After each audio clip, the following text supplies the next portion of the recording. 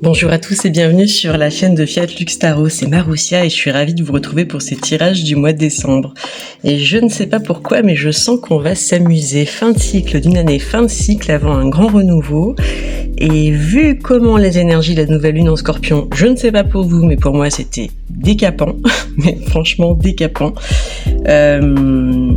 Ça va être intéressant, je pense qu'on va avoir pas mal de contenu. Donc alors, on va aller voir pour chaque signe, je vais tirer une carte de synchronicité pour savoir de quoi on parle. On ira voir votre défi pour ce mois de décembre, ce que vous avez à boucler pour finir convenablement et dans les règles de l'art cette année 9. On ira voir aussi ce que vous voulez le plus, ce dont vous avez besoin. Et puis un conseil et l'évolution en fin de mois.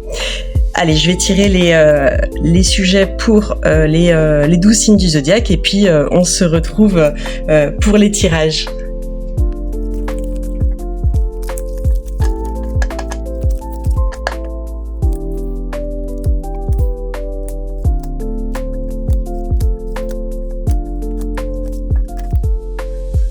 Alors on y va pour les taureaux. Donc quand j'ai pris de l'oracle des synchronicités, l'énergie qui accompagne ce tirage du mois de décembre, ça a sorti une carte qui nous parle de la sœur. Ça peut nous parler d'une sœur. Oui, c'est le cas de le dire, c'est QFD, Maroussia, merci beaucoup pour cet éclairage. Mais ça peut nous parler aussi de toi en tant que sœur. Ça peut nous parler de quelque chose en rapport avec l'âme sœur. C'est ce qui m'est venu tout de suite. Ou comment je suis en sororité avec moi-même. Par rapport à une polarité féminine. Et quel que soit notre genre, quel que soit votre genre, quel que soit ton genre en fait, hein, que tu sois un homme, une femme, ou que tu te définisses selon un autre genre en fait, dans quelle mesure est-ce que tu t'accompagnes en sororité toi-même? On va voir ce que ça donne. C'est ce qui m'est venu quand j'ai vu cette carte. Mais on va avoir besoin d'un petit peu plus de détails. Et pour ça, on va aller chercher une carte qui va nous parler de ton défi pour ce mois de décembre. Et j'en ai deux qui viennent en même temps. Et je vois tout de suite des frères. Alors pour le coup, c'est pas des sœurs, mais je vois des personnages qui me font penser, ils m'ont fait penser un peu à Humpty et Dumpty dans Alice au pays des merveilles.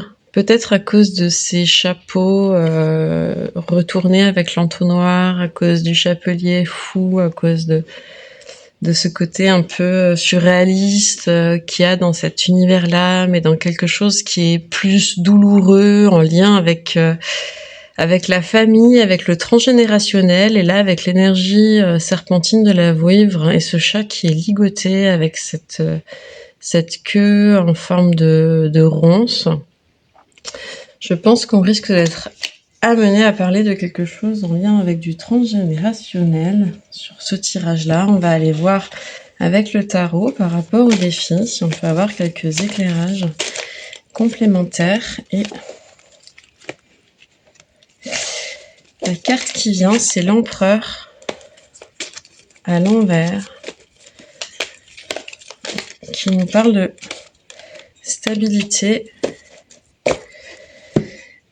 Et on a un 8 de denier et un page de denier.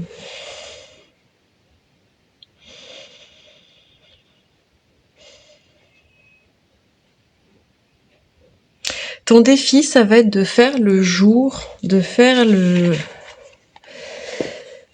d'amener une forme de réparation transgénérationnelle par rapport à tes filiations, de ce qui a été transmis sur la valeur travail. Il y a quelque chose qui a été donné, qui est passé de manière inconsciente, de génération en génération. Et la phrase qui arrive là tout de suite qu'on me dit, c'est « tout travail mérite salaire ». Tout travail mérite salaire. Tout travail mérite salaire. Ça me fait m'interroger sur dans quelle mesure est-ce que ton travail a amené un salaire juste, et est-ce qu'il y a quelque chose dans le travail que tu fais ou dans ta vocation qui n'est pas en adéquation avec ce à quoi ta lignée transgénérationnelle te préparait, ou alors au contraire plutôt comment ta vocation à toi, ce que toi tu es venu pour faire et donner au monde, a si peu de lien avec ce pourquoi on t'avait presque programmé. Je ressens quelque chose comme ça. Je ressens l'appel à un réalignement face à une rupture transgénérationnelle de cycle karmique, de quelque chose qui a traversé le temps et l'espace et qui, je ne sais pas si c'est que ça te bloque au niveau de l'acquisition financière, mais je ressens pas ça. Ça pourrait, mais je ressens plutôt que la manière que tu as de gagner ta vie, elle est en lien avec un ordre, une injonction, quelque chose venu d'en haut, et que ton défi, c'est de renverser cette injonction de manière à t'épanouir toi-même dans ton travail, dans ce que tu vas faire, dans ce que tu fais fructifier au quotidien, qui soit pas ce pourquoi on a voulu te programmer. Et ce que je ressens aussi, c'est que parmi les figures des ancêtres, il y avait une association de la condition de travail en lien avec la... Tu sais, dans l'étymologie de travail, on dit souvent qu'il y a torture. Comme si le fait du travail devait être forcément quelque chose d'alimentaire, ou alors quelque chose... Par exemple, dans des familles, on va pousser les gens aux études, à faire des études de médecine ou de droit, ou tu vois, alors que eux, ils auraient voulu être pêcheurs, ou être boulanger, ou être créateur, tu vois. Il y a quelque chose qui me semble contrarié dans l'élan, et que le défi serait de retrouver un apaisement dans ce... Comment dire ? De retrouver un lien de fraternité, de sororité dans un milieu professionnel dans lequel tu puisses vraiment t'épanouir au niveau de ta vocation d'âme, de ce qui vibre à l'intérieur de toi. Parce que c'est la différence entre les liens riches et les liens pauvres.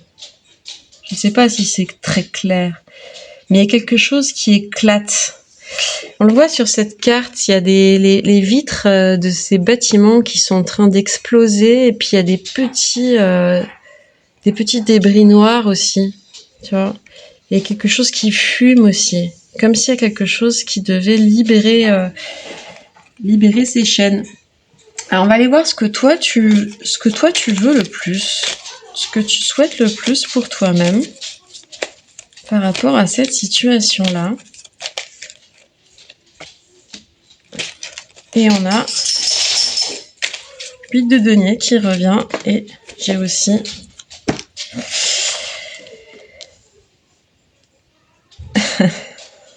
c'est que des deniers. C'est que des deniers. Attends, je te les mets un peu plus haut là sur l'écran pour que tu puisses bien les voir. On retrouve le 8 de denier. On retrouve une reine de denier, mais qui n'a plus de pieds, de jambes, et qui est en fauteuil. Et on a le monde. Et je crois que tu as déjà conscientisé quelque chose par rapport à ça, d'assez fort, d'assez puissant, sur le fait que ce que tu aimerais le plus, que tu voudrais le plus pour toi, c'est de travailler, oui, mais de travailler à ton épanouissement personnel, et de transcender aussi toutes ces blessures de ce qui a été transmis, de ce qui a été contraint, forcé, de manière de manière à écrire ta propre musique au monde, finalement, ton propre art. Ce que tu aimerais, c'est trouver l'idée géniale, comme tu connais l'ikigai, c'est quelque chose qu'on utilise quand on travaille sur le projet professionnel, en reconversion professionnelle, dans l'insertion, dans l'orientation professionnelle. Ça fait partie des exercices, des grilles qui permettent de trouver finalement cette idée géniale qui est l'assemblage parfait de ce pourquoi le monde a besoin de toi, de ce pourquoi tu es payé, de ce pourquoi tu es compétent et de ce que tu aimes faire. Parce que s'il manque une de ces 4 données-là, il y a un décalage qui s'opère.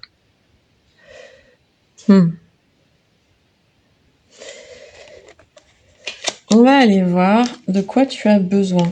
Pour ça, je vais demander à un oracle particulier. Bien sûr, ce dont on a besoin n'est pas toujours ce qu'on veut le plus, parce que parfois, c'est quelque chose qui est inconscient. Et on va voir... Oh! Eh ben, dis donc. Ah! Elle est sortie toute seule, je l'avais même pas vue, elle est tombée du paquet, dis. C'est incroyable, ça. Je suis toujours un enfant. Et regarde ce personnage qui danse sous la pluie dans la rue, comme si elle avait, mais on ne sait pas si c'est à la sortie du bureau le soir, avec tous ces papiers qui s'envolent de sa mallette, cette joie de vivre, qui est tellement heureuse de sortir du travail, en fait. Qui laisse tout s'envoler. C'est fou, hein. C'est magnifique. C'est magnifique. Donc, il y a besoin de reconnecter avec quelque chose de très pur, mais qui t'appartient en propre et qui est éminemment cohérent, pertinent, qui fait sens pour toi, et de plus répondre finalement à des injonctions qui viennent de figures d'autorité, des figures parentales d'autorité qui sont pas forcément les parents, hein, mais qui peuvent être des figures d'autorité autres, des personnes qui nous ont élevés, qui ont eu une influence, et parfois même quand elles sont mortes et qu'elles sont plus là, mais qu'elles continuent d'agir à travers les générations, chez les personnes, mais ça peut être aussi, tu vois, des amis de famille, oncles, tantes, enfin, ou des gens qui nous ont, des gens qui ont représenté une importance, ou des gens qui sont morts, mais qui ont impacté très fortement les personnes qui comptent pour nous, dans le sens où elles ont été des modèles. Et en fait, c'est de revenir à l'état d'enfant, à l'état de ton enfant, dans ce qu'il a de plus joyeux, de plus gai à offrir au monde, qui va te permettre de reconnecter avec ce qui compte vraiment pour toi, et qui a peut-être à un moment donné été un petit peu étouffé. Tu vois ? Je ressens quelque chose comme ça.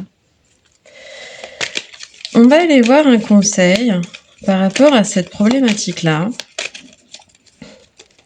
C'est en tout cas un très beau chemin de tirage.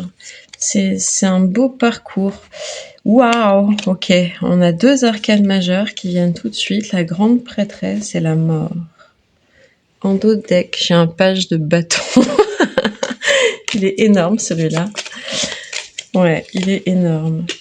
Et j'ai également la force. Donc j'ai 3 arcanes majeures et un page de bâton.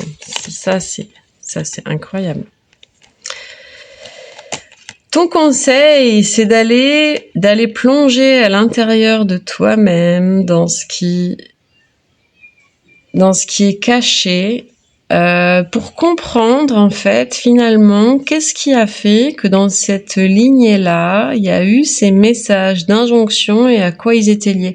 Et tu vas probablement découvrir que dans la perception qui a été active, qui a été à l'œuvre dans l'esprit des personnes qui t'ont précédé sur le plan générationnel, il y a eu des craintes sur le fait d'être de pas pouvoir économiquement se nourrir, de pas pouvoir socialement exister, avoir une place définie dans la société qui soit solide, reconnue et identifiable, et la crainte de mourir seul, de faim, dans l'isolement, quelque chose comme ça qui a eu une telle peur en fait que ça puisse se reproduire, que de génération en génération, on a amené les personnes à écouter plus la voix de la raison que la voix du cœur. Notamment dans la définition de leurs objectifs professionnels, de leur inscription sociale, sociétale, de ce qu'elles allaient manifester, réaliser en termes de carrière. Donc ça peut être de l'emploi, ça peut être une perception qui va du travail comme quelque chose d'alimentaire, et du rejet de tout ce qui peut être passion parce que c'est pas quelque chose qui gagne. Donc le fait d'avoir des jobs, voilà, qui permettent l'argent le travail sert à gagner de l'argent, tu vois, à remplir le frigo et basta. Et puis on peut avoir, ça peut aller vraiment jusqu'à la carrière contrariée avec des études, voire des longues études dans des domaines qui sont pas ceux qui auraient été ou qui seraient maintenant à la réflexion le plus cohérent pour toi. Ce qui a pu amener une forme de fructification ou de maintenir une forme de status quo, c'est-à-dire de répondre en fait finalement à l'injonction transgénérationnelle, familiale, comme de pas parvenir aussi quelque part à y répondre suffisamment, tout à fait, avec des périodes entrecoupées de chômage ou de difficultés parce que le cœur n'est pas tout à fait à l'ouvrage, quoi. Et ce qu'on te demande là, finalement, c'est d'aller comprendre qu'est-ce qui a pu motiver ces personnes, vraiment, tu vois. Ça peut se faire par la compréhension par soi-même, parce que les réponses, on les a en nous intuitivement souvent. Ça peut être dans certains échanges. Si jamais des échanges, des communications sont possibles, c'est possible de téléphoner à des personnes pour essayer de mieux comprendre comment ont vécu. Qu'est-ce qui, tu vois, tu peux faire aussi comme un plan, comment dire, tu vas dessiner comme un arbre généalogique, mais un arbre généalogique des activités professionnelles. Ça, c'est intéressant aussi. Et tu vas voir tout de suite ceux qui ont dû faire quelque chose parce que ça se faisait, parce que le père le faisait, le grand-père le faisait, etc. Ceux qui n'ont pas pu.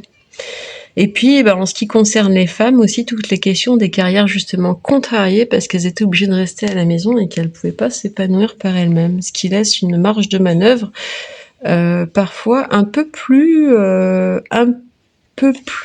négociable sur les générations suivantes, au moment où la notion de carrière pour les femmes explose. C'est un moment aussi où, comme il n'y avait pas forcément d'attendu pour elles par rapport à ça, elles ont plus eu la capacité, la possibilité de se lancer dans des voies professionnelles qui auraient pas été si facilement acceptées si ça avait été des garçons. Et quand je dis ça, c'est complètement l'intuition qui parle. Et si tu as une réaction par rapport à ça, ça me ferait vraiment très très plaisir de la lire et puis bien sûr de répondre à ton commentaire à ce sujet-là, si c'est quelque chose qui te parle en fait. Hein. Donc le conseil, ce qu'on te conseille, c'est ça, c'est d'aller lever ces voiles-là, d'aller comprendre vraiment ce qui se passe, de communiquer et de communiquer ensuite à partir du mûrissement de ce que tu vas retenir de ces échanges, ta voix à toi au monde. Tu vois, regarde le 8 de l'infini là, je sais pas si tu vois sous le collier du chat, il y a quelque chose comme ça, c'est très intéressant ce 8 là. C'est justement de mettre à mort la dynamique dans laquelle tu as été une proie de quelque chose, où tout le monde a été une proie finalement dans cette ligne-là, dans cette chaîne-là. Et ce que tu pourras d'autant plus facilement faire qu'avec le temps, ils se rendent compte que ce que les parents veulent pour leurs enfants, c'est quand même souvent qu'ils soient heureux, qu'ils soient épanouis. Au-delà du fait de gagner sa vie, d'accord ? Et si toi tu clames, tu commences à clamer que tu veux avoir le courage de te lancer dans ton propre chemin, de saisir la balle au bond, ça c'est comment ça s'appelle? Le pompon, tu sais, dans les manèges? Le pompon qui vole au-dessus des manèges que les gamins doivent attraper là pour avoir un lot là, c'est exactement ça l'énergie de ça. D'être aux aguets pour saisir ton pompon, il va falloir mettre un stop en fait et plaquer au sol cette chose-là. Tu pourras le faire d'autant mieux que tu auras acquis tous les arguments et la compréhension globale de ce qui s'est passé, de ce qui s'est joué dans ta famille, dans ton environnement, tu vois, dans ces lignées-là. Et à partir de là, tu vas pouvoir développer l'argumentaire. Mais il y a quelque chose qui sera de l'ordre de mettre l'énergie aussi sur la fréquence de ton pompon. Tu vois ce que je veux dire? C'est d'aller rechercher ce qui toi te motive. Parce qu'il n'y a pas plus motivé que ce chat par les plumes qui s'envole. Tu vois ce que je veux dire? C'est un truc, il peut pas le louper, là. Regarde le regard qu'il a, il veut l'attraper, tu vois. Donc ça va être aussi, à la fois, il va y avoir quelque chose de l'ordre de l'affirmation, de la compréhension, reconnecter un dialogue et une relation de communication de qualité. Il va y avoir une phase de communication de ce qui est important pour toi et qui fait vraiment sens, et de le poser comme une évidence. Et il va y avoir une autre phase qui va être de t'affranchir complètement dans un nouveau départ créatif pour aller à la rencontre de ce qui, toi, fait chanter ton cœur. On retrouve les mêmes couleurs dans les cartes. Regarde. Beaucoup du jaune, du rouge et un peu de bleu, parce que le bleu, c'est la communication. Il y a de la joie, il y a quelque chose de vibrant, il y a quelque chose aussi de très ancré, quoi. On est dans des vibrations qui sont créatives au sens de la réalisation de soi. C'est vraiment ce que je perçois. On va aller voir en fin de mois ce que ça va donner, cette histoire-là. Pour mes chers taureaux. Alors, qu'est-ce qu'on a? 10 de bâton. On va sur des cartes qui sautent là. Allez.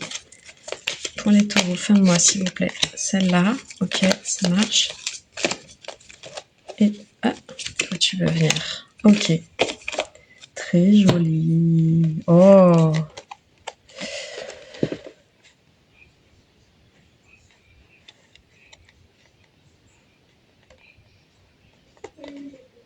Ça, c'est chouette. En fin de mois, il y a la compréhension profonde que tout ce qui pesait, tout ce fardeau transgénérationnel est en fait équivalent à 1 million de fleurs, de cadeaux qui vont pouvoir être renvoyés énergétiquement dans l'autre direction. Tu vois, tu le sens, ce mouvement? Je prends, mais ce sont des cadeaux. Tous ces messages difficiles, contrariants, sont des véritables cadeaux. Pourquoi?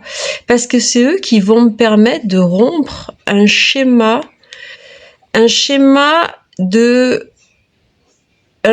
que si je ne le romps pas, je vais le transmettre aux générations suivantes.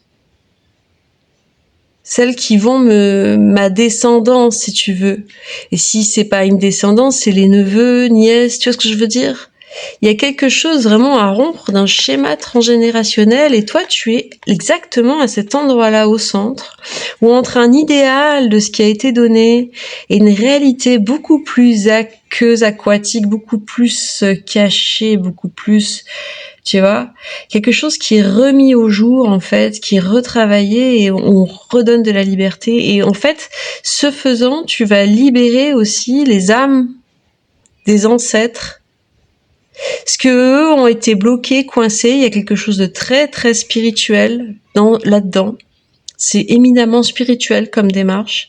C'est une étape qui est incontournable dans la conquête de son propre pouvoir, que de libérer les énergies bloquées depuis des générations et des générations, et de les aider à passer vers la lumière et à transformer tout ce poids d'héritage en un héritage qui devient par là même quelque chose de beau, qui a été compris, qui a été intégré et qui a été transcendé pour pouvoir soi-même, on retrouve ce orange, tu vois, comme ça, avec du bleu. Donc orange, hein, avec le rouge et le jaune, tu sais, qui font, voilà, cette couleur qui est vraiment en lien, ce que je disais, la création, mais c'est pas au sens de la créativité, expression plastique, c'est au sens de la création de soi, du soi, en fait, dans la société, en lien avec le monde. Il y a peut-être un lien aussi avec une création artistique. Et ça, c'est toi qui peux le dire. Ce sera pas forcément le cas pour tout le monde, exactement. Et ce que je vois aussi, c'est que ce personnage regarde un papillon qui est plus petit en apparence, plus modeste, mais parce que ça, c'était ce papillon-là, c'était son pompon, tu vois, et qu'elle l'a trouvé identifié. Donc avec soit une épiphanie complète, soit le début de la queue d'une idée, soit cette idée-là qui était un peu cachée mais dont tu avais parfaitement conscience, qui commence à prendre du corps et à se manifester au monde et au grand jour. Bon, c'est très très beau. C'est très beau. C'est un très beau tirage. Voilà, je te souhaite un magnifique parcours. Puis si tu veux me raconter ou dans quelques temps comment ça se sera passé, comment ça a résonné pour toi, je serais vraiment enchantée d'accueillir ton témoignage, cher Taureau. Je te souhaite un magnifique... ça m'émeut parce que c'est très beau, vraiment. Je te souhaite un magnifique mois de décembre. Je t'embrasse très fort et puis à bientôt. Bye bye.